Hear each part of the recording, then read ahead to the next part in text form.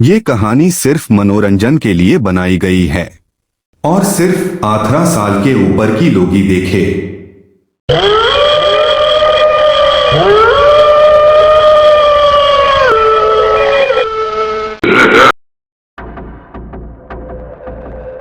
एक अंधेरी रात थी।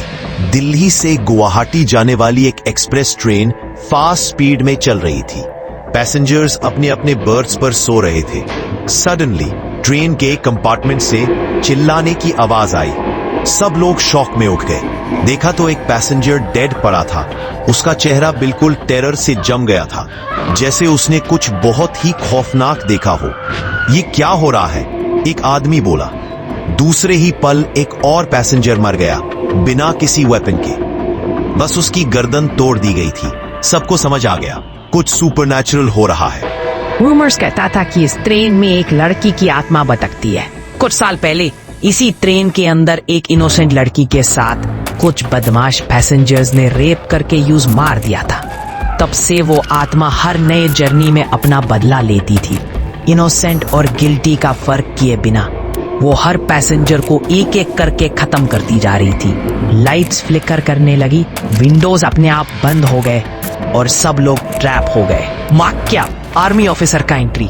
इसी कंपार्टमेंट में एक Indian army officer major Arjun Singh भी ट्रैवल कर रहा था। वो एक डिसिप्लिन सोल्जर था, लेकिन उसने कभी सोचा भी नहीं था कि एक दिन उसे एक आत्मा से लड़ना पड़ेगा। ऑफिसर ने कामली बोला, सब लोग शांत रहो, पैनिक मत करो, मैं हूं यहाँ, कोई कुछ नहीं करेगा। पर अंदर से उसे भी डर लग रहा था, क्योंकि सामने एक इनविजिबल फोर्स थी जो इंसान नहीं थी। एक वक्त आया जब वो लड़की की आत्मा खुद ऑफिसर के सामने आ गई। उसकी आंखें लाल, बाल खुले और आवाज एकदम चिलिंग। सबने मुझे धोखा दिया, अब कोई नहीं बचेगा। मेजर अर्जुन ने कहा, तुम्हारी मौत के जिम्मेदार वो गुंडे थे, ये इनोसेंट लोग नहीं। तुम सोल्जर्स के सामने हो और मैं ये जुल्म और इनोसेंट लोगों की मौत और नहीं होने दूंगा। उसने अपनी आर्मी डैगर निकाला, पर उसे समझ आ गया कि फिजिकल वेपन से वो आत्मा नहीं मरेगी। तब उसने ट्रेन में ही एक स्मॉल दिया और अगरबत्ती जो एक पैसेंजर के बैग में था जलाया और लाउडली मंत्र पढ़ना स्टार्ट किया। वो आत्मा गुस्से में चिल्लाई, ट्रेन हिला दी, विंडोज तोड़ दिए, लेकिन धीरे धीरे उसकी पावर वीक होने लगी।